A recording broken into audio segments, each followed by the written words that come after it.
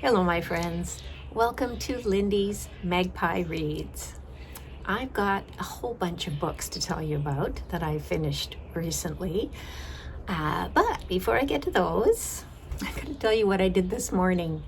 I arranged a tea tasting for myself because I got 3 different kinds of black tea from one shop here in Victoria where I live, and they're all from tea estates in Kenya. So I was comparing 3 different orange pekoe teas. This is how I have a good time. So if you're new to my channel and you like tea and you like books, you're in the right place. Another way that I have a good time is playing with wool. So not just knitting, I am going to be talking about knitting, but also my sister bought a fleece from the shepherd at Pender Island where we went a couple months ago. And she wants to spin the colors individually so that she can do color work but using the natural sheep colors. And this particular sheep, his name is Sparkles, has a really multicolored coat. So when my friend Heather was visiting, she helped me to sort through and kind of separate the different shades of colors. And I will bring this fleece with me to the Yukon when I go visit my sister in June. So that is to come. Simone would do this work herself, except that she lives in a tiny, tiny place with not a lot of room to spread things out. So I offered to do this. Okay, and on to knitting. Some of you know that I'm doing a sock knitting project for the next year, so until March next year. And I finished my 3rd pair of socks. This was a longer undertaking than the first 2 pairs because of the stitch that I used. I used a Swedish twined stitch, so it's 2 colors, and every stitch you twist the colors around each other, and it creates a thick, warm fabric that's also quite stretchy compared to normal stranded color work, where the strands at the back kind of prevent the fabric from stretching very far. So I'm really happy with the results. The twisting required a lot of patience because you have to untwist.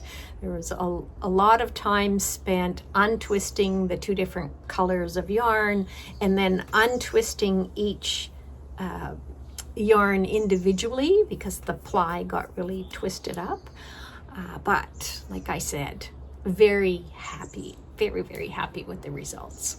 And I made them 2 at a time, starting with the toes. And the gray and the white yarns in this is 100% Cotswold lamb fiber that I got from that same farm on Pender Island, the Inishale farm.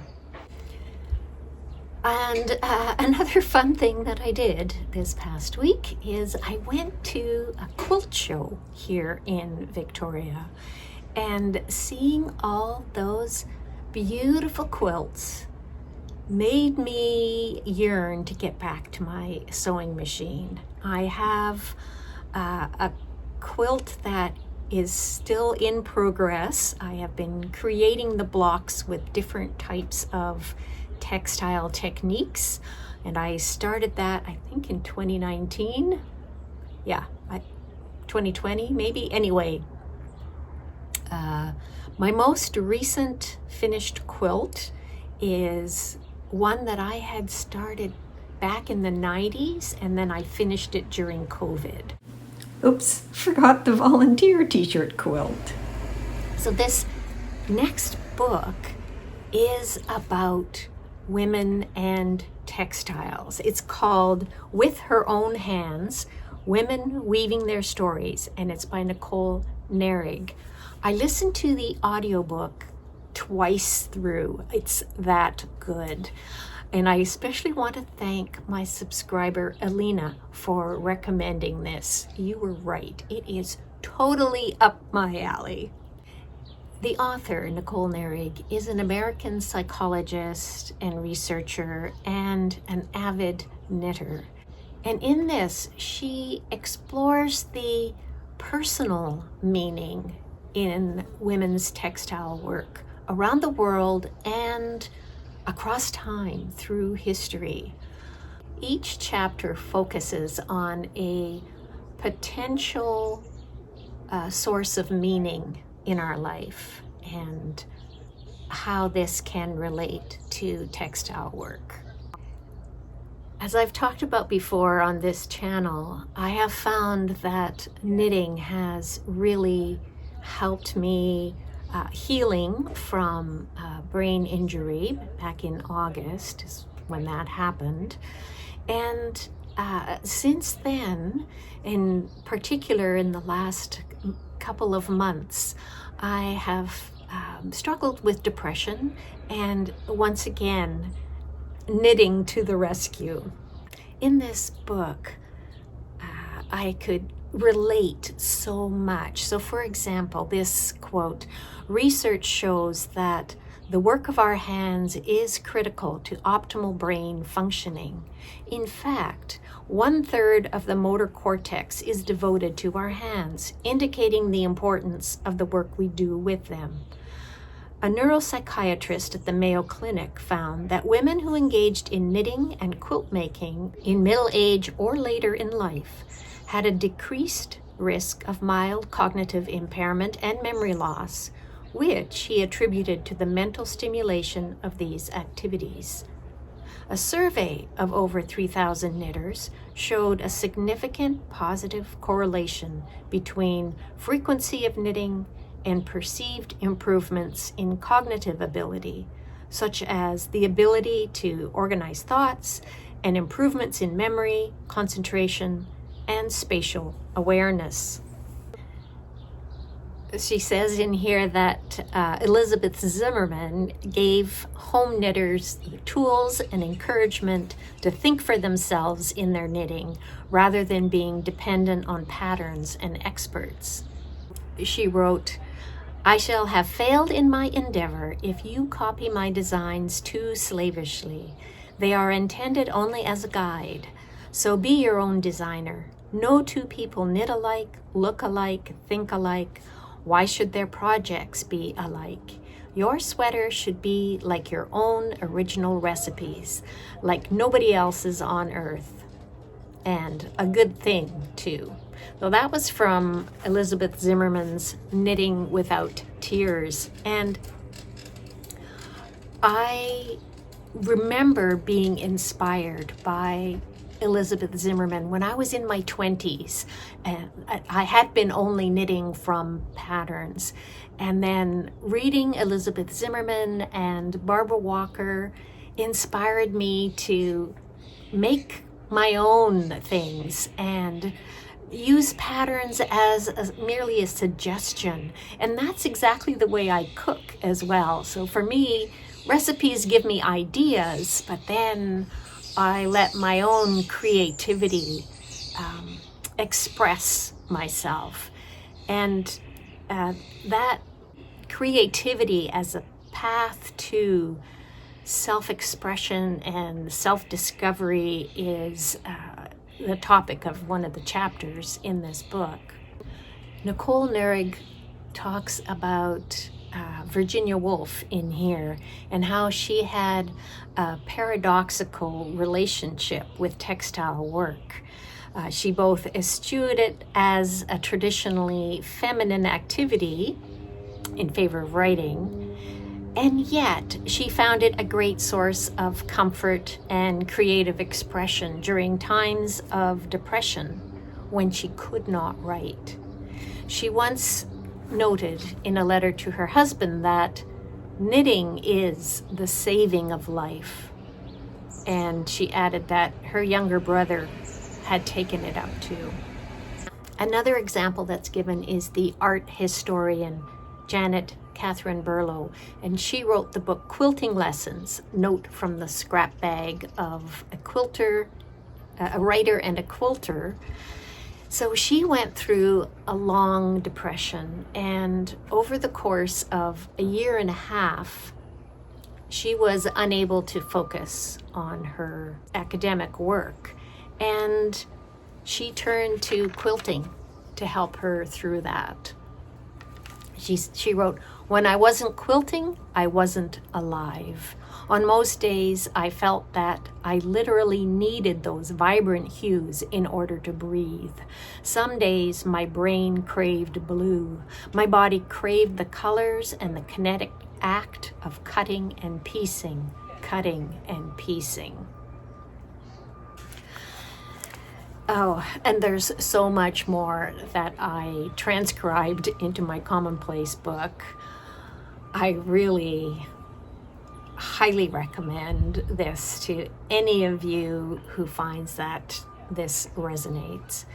May is Mental Health Awareness Month, and here on BookTube, it's Mental Health May, a project that is jointly done by my friends Marilyn Maya Mendoza, who's actually taking a break from that this year, and Kim of Middle of the Book March. So I will include a link to both of their channels in the show notes. Next, I've got another audiobook. This is When the Forest Breathes, Renewal and Resilience in the Natural World. It's by Suzanne Simard. She's a Canadian professor of forest ecology. She wrote the book Finding the Mother Tree, that was a bestseller. In it, she shared her research findings that older trees play a crucial role in forest ecology by using underground fungal networks to share information and nutrients with younger trees. And she showed that cooperation among trees, even of different species, is important for forest health and resilience. In this memoir, When the Forest Breathes, she writes more about the experience of doing that research, including the fact that she was criticized for some scientists for anthropomorphism, calling trees mothers. And she says, in fact, in her scientific papers, she never does that. The book Finding the Mother Tree is for the general public so that more of us can understand that research and the importance of it. This is her opening sentence. "There is no way to understand how something grows without also understanding how it dies." So there has been continuing research being done by Suzanne Simard and a group working with her on the Mother Tree Project. And one really important scientific finding is that the temperate forests that they studied store at least half of their carbon below ground. So there's carbon in the trees themselves, but at least half of the carbon in the forest is in the soil and in the roots. And their forest floor sampling revealed that this shocking thing, clear cutting, the way that it's done in recent years with giant machinery, causes a 61% reduction of carbon in the soil. So this logging equipment can weigh up to 25,000 kilograms. That's 55,000 pounds. And it degrades the land to a point where it will take centuries to recover. A degraded forest can no longer filter air and water, sequester carbon, or provide animals and people with food and shelter as effectively as it once did. And where's that carbon going? Into the atmosphere. Standard logging practices are helping to destabilize our climate. Research was done on reforested, previously clear-cut forests. None had recovered their carbon stocks even after 50 years. She writes, "We were counting on forests to increase their carbon sink strength in order to meet greenhouse gas targets. And here we were showing that the managed forests were losing their capacity to sequester and store carbon." She also writes, "Emissions from all wildfires in Canada in 2017 nearly equaled its emissions from all other forms of energy use. It is sobering that the forests of Canada have been emitting more carbon dioxide from disturbances, fire, insects, logging, than they have absorbed since 2001. And this is true for almost all the major forests around the world. It's not all doom and gloom, but it's very sobering information. She does write about forest defenders and finding our way forward. In the print edition, there are 65 pages at the end. That's all various appendix material, notes, sources, and so on. I actually had both out from the library at the same time, the audio and the print book. I do recommend this one. It's a good one. And here's another memoir for you. This one also in audio. The Dry Season, a memoir about pleasure in a year without sex. It's by Melissa Febos, and the audio is read by the author.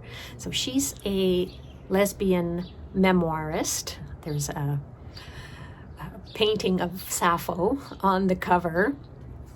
She talks about this painting in the book.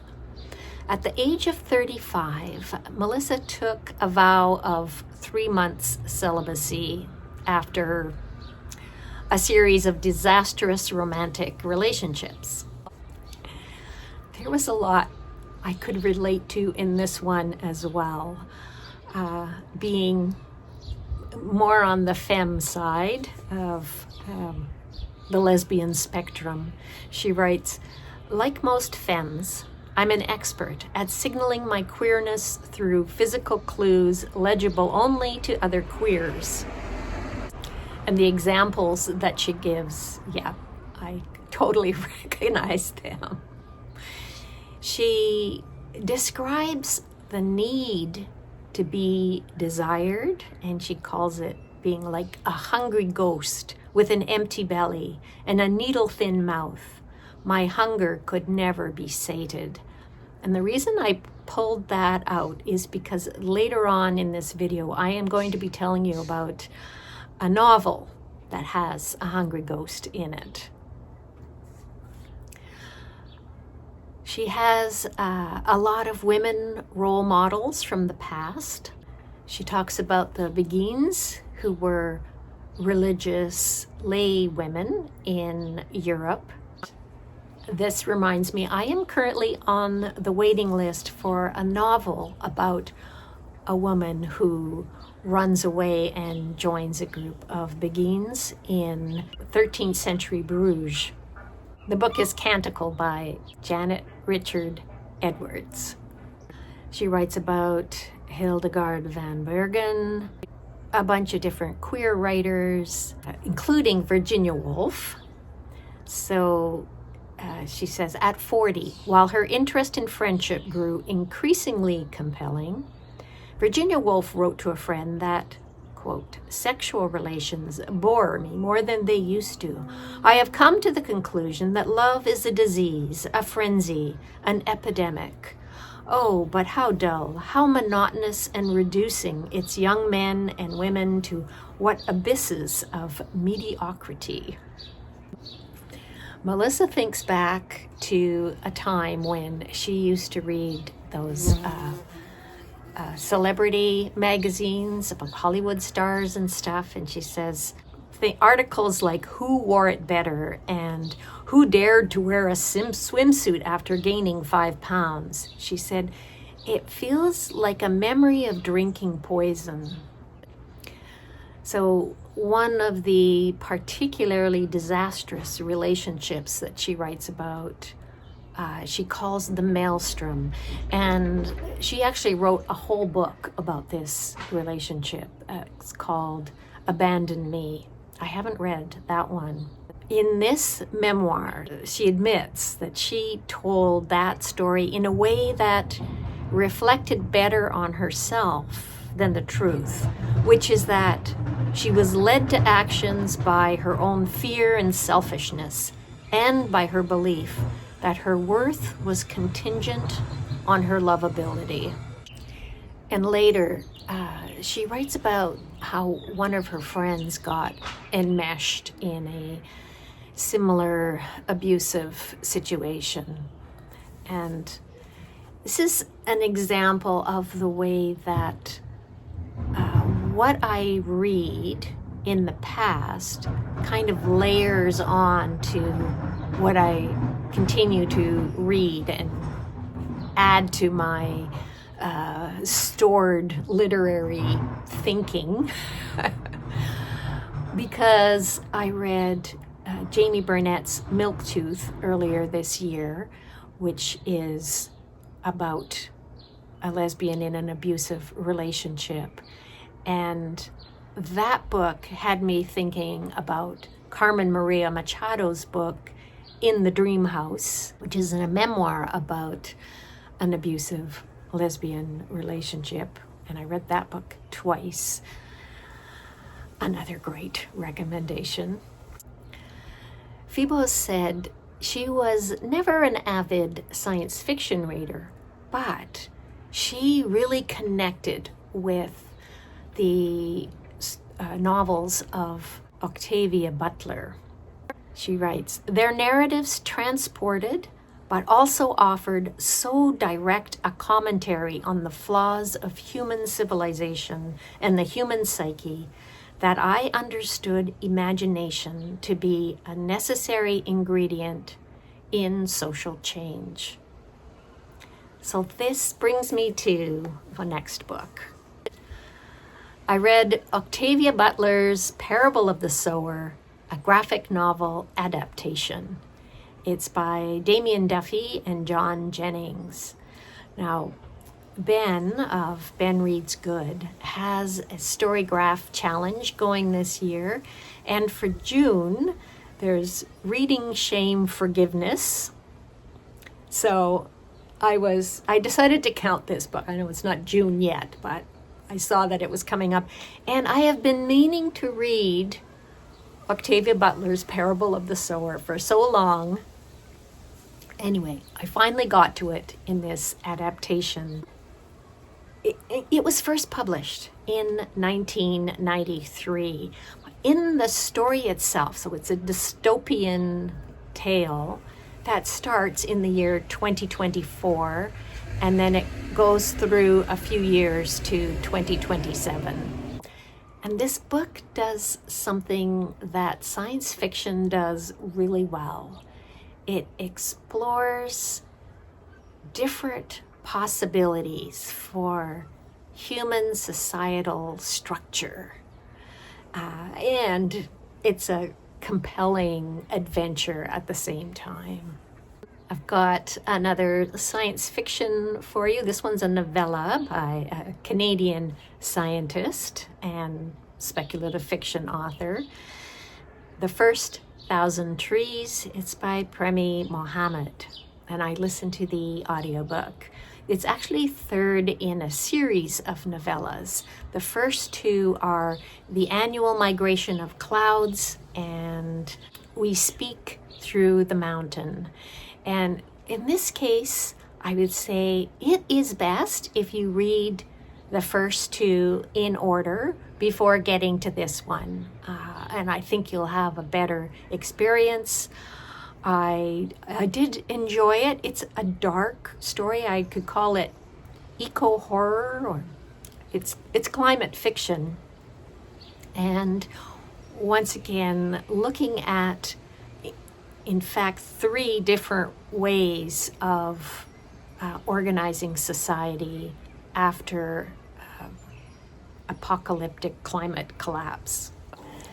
And now for something lighter, a Swedish picture book, The Slightly Spooky Tale of Fox and Mole, and it's by Cecilia Heikkilä, translated from Swedish by Polly Lawson.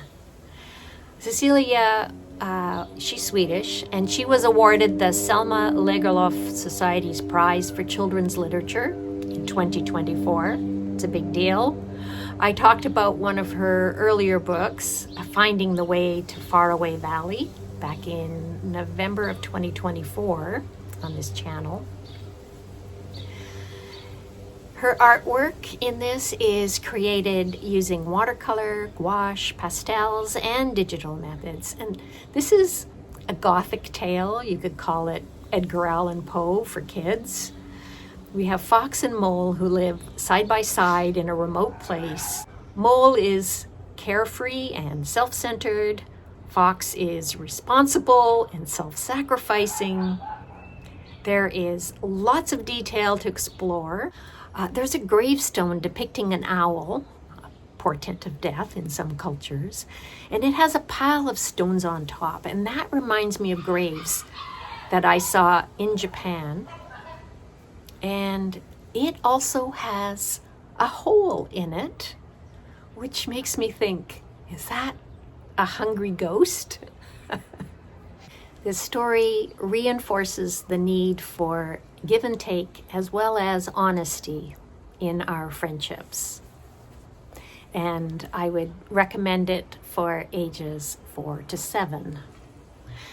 This next book is the only one that I've got a physical copy of, Planting Sunshine. The author is Andreé Poulin, and there are illustrations by Enzo. These are both creators from Quebec, and this book was translated from French by the author. It's written in a series of poems. Why are humans so cruel? There's lots of illustrations. Let's see if I can show that better.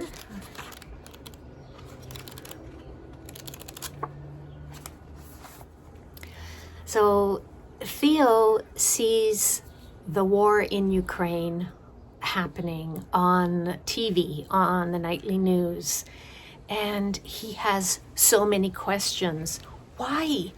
Why is there war? Why are people killing each other? Why are children dying? Why don't we stop it?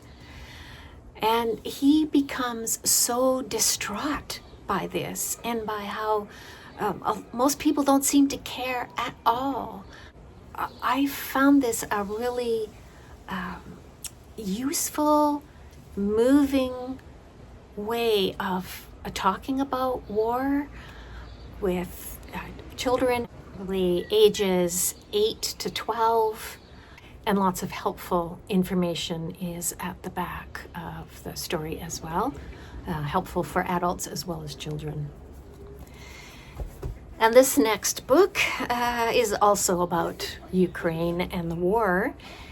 It is a brief history of a long war, Ukraine's fight against domination. It is significant that all of the creators of this graphic nonfiction are Ukrainian. The author is Mariam Nam, and the illustrators are Yulia Vus and Ivan Kipabida.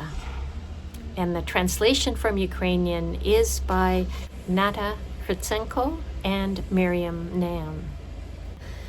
It covers major events like the Orange Revolution. You can see that orange is the color used, along with black and white throughout. And you learn that the conflict between Ukraine and Russia started long before 2014. One of the historical events covered in here is the Holodomor, the genocidal famine of the 1930s that left more than 3.3 million people dead. The banning of Ukrainian language in the 1860s. There was the destroying of books, persecuting people who spoke Ukrainian. You can learn about the origin of Cossacks, and it's a panoramic history. So it just touches on a lot of different events going all the way back to the Middle Ages. And I really appreciated this for the information as well as for the art. All right, now we're on to fiction.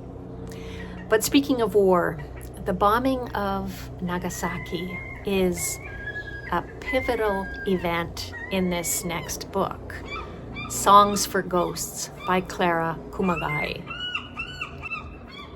She's a Canadian-Irish author of Japanese descent, and I read this for my YA book club, and our book club had read her earlier novel, Catfish Rolling, a while back, which I talked about on this channel. May is Asian Heritage Month. Thought I'd mention that. So this novel is told in alternating narratives.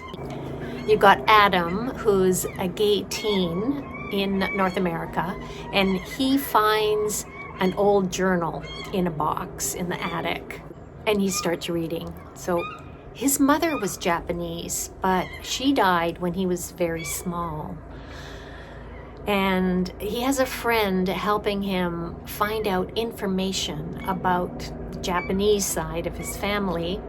And that person suggests that he asks to see his family Koseki. He's told, they go back very far. I think mine is 10 generations. And I had to stop reading at that point and think the genealogical work that's been done on my mother's side of the family dates back to my ancestors coming from France in the 1600s on two different lines. My grandfather and my grandmother both had ancestry back to the 1600s. And we have 10 and 11 generations here in Canada. Just one more example about how we make personal connections with the things that we read. Anyway, back to the story. So part of this story is the journal itself. So it's written by a young woman in Japan, and the exact years are not clear. She writes the dates, but not the years. It's sort of like a journal in the form of a letter to her deceased grandmother. And we do know that it's during the time of Japanese colonial expansion, because she writes about her uncle going to Taiwan to set up a shrine there, and that he's encouraging Japanese to settle in the colonies. And he declared the native people of Taiwan were stupid and told her he had not been prepared for the work required to convince them of the superiority of Japan's rule and religion, which immediately had me thinking of the book Taiwan Travelogue by Yang Shuang Li, and that was translated by Lin King. So the other thing is, this Japanese woman writes about seeing ghosts, and playing music for them and singing for them. Her portion is written in this bold italic font, which I found really easy to read. And when I mentioned this during my Zoom book club meeting, it was interesting that one other person found the same thing, and the other people in the book club said that they didn't like it at all and found it difficult to read. So yeah, we are all different, and our vision is different. In this novel, I learned about a real person, Ono no Komachi, who is a poet of ancient Japan, and she was asked to help during a long drought because her poetry was so powerful. She wrote a poem so sad that it rained. I didn't realize until close to the end of this book that it was actually partly a retelling of Madame Butterfly. I didn't initially recognize the names of the American soldiers that were in here. Pinkerton is the main one. It's a novel about the importance of remembering the dead, and I enjoyed it very much. So hearing of the ghost stories is an important aspect in order for them to be able to find peace. And unresolved issues can cause them to become hungry ghosts, which is something that I mentioned in the book, The Dry Season. And ghosts are spilling out everywhere in this next book, even though, just like in Songs for Ghosts, only a few people can see them. In Super Castle Fun Park, it's by Daniel Zamparelli, who's a queer Canadian author. He has an American husband, and I believe they both live in the US. This is funny and sad at the same time. It is unlike anything I have read before. The point of view rotates, and it does include a chorus of ghosts who are saying things like, "The dead can hear you. We're always listening. Those little things you mutter to yourself, we hear." They get rowdy, they get impatient, they're foul-mouthed, they talk all at the same time, they obsess about mustard. The only first-person voice is Dario. He's a gay man in his 30s, and he's staying at a hotel at a theme park, so theme hotel at a theme park, because it's the only place near to his aunt's place, and he's there to look after his aunt who's dying of cancer. So Dario plays this multiplayer game on his phone, and the other points of view rotate between other people who also play this game. It's a cheesy medieval knight themed sort of thing.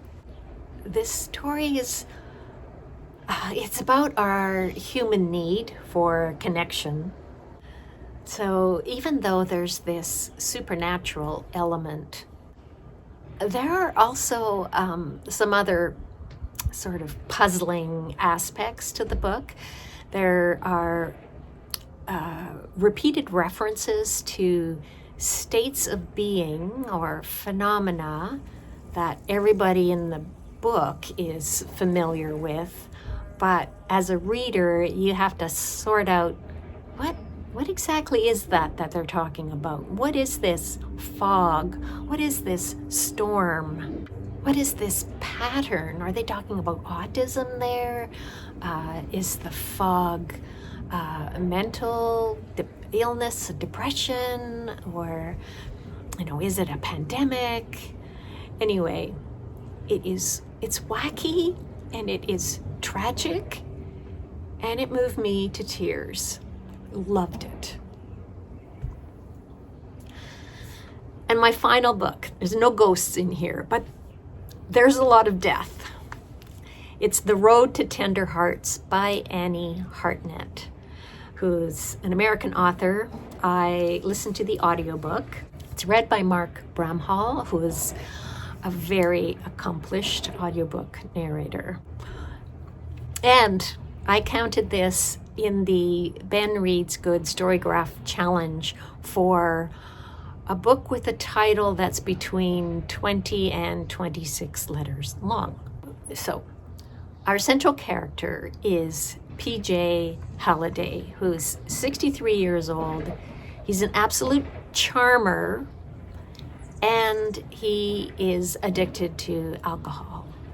He has 2 daughters, one of them who drowned 15 years earlier at her grad party. She was drunk.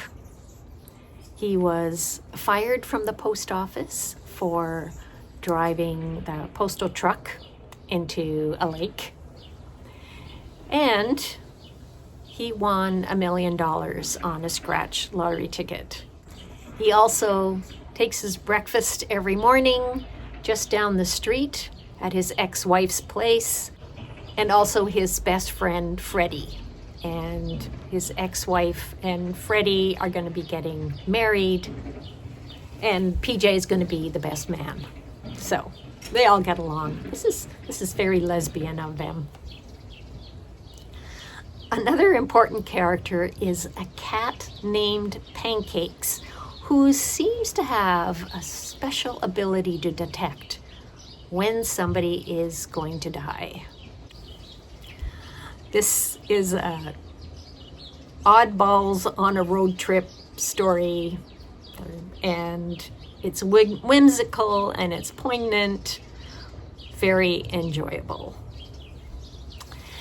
And that is all I've got for you today. So thank you very much for watching.